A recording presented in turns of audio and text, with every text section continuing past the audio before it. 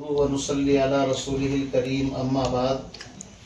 अज़ीज़ान मिल्लत, फ़र्ज़ंदान तौहीद, आज बाद नमाज असर 30 दिसंबर 2023 बरोज़ जुमरात, जनाब भाई मोहम्मद जव्वाद उनकी चाय की दावत पर उनके दौलत खाने पर आना हुआ।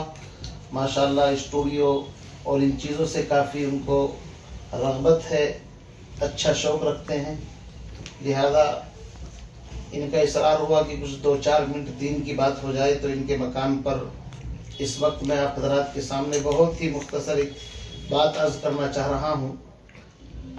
पैगम्बर अलैहिस्सलातु वस्सलाम का फरमान है, अल उलमा वरसतुल अंबिया, उलमा अंबिया के वारिस और जानशीन हैं। अजीज़ बुजुर्गों भाइयों, 4 चीज़ें ऐसी हैं, इमाम गज़ाली रहमतुल्लाह अलैह फरमाते हैं कि उनका सिर्फ देखना भी इबादत है। उनमें सबसे पहली चीज़ अल्लाह का कुरान, कुरान पढ़ना समझना, ये तो एक बड़ी इबादत है। लेकिन अगर कोई बंदा सिर्फ रब का कुरान मोहब्बत की नज़र से, अकीदत की नज़र से देखता है तो कुरान पाक का देखना भी सवाब है।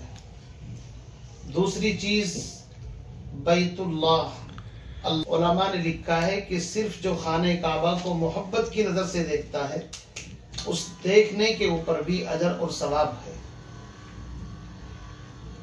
तीसरी चीज़ माँ बाप, वालिदैन। हदीस आपने सुन रखी है कि जो शख्स अपने वालिदैन को प्यार मोहब्बत की निगाह से देखता है, अल्लाह रब्बुल इज़्ज़त उसको हज उम्रे का सवाब अता फरमाते हैं। और अजीज़ बुजुर्गों, चौथी चीज़ है उलमा की ज़ियारत। उलमा चूँकि अंबिया के वारिस और जानशीन हैं और नबूवत का सिलसिला अब बंद हो चुका है, तो क़यामत तक मशाइख, उलमा, सूफिया, अहले इल्म जो होते रहेंगे, ये उस मिशन को आगे लेकर के चलेंगे जो मिशन नबूवत का था।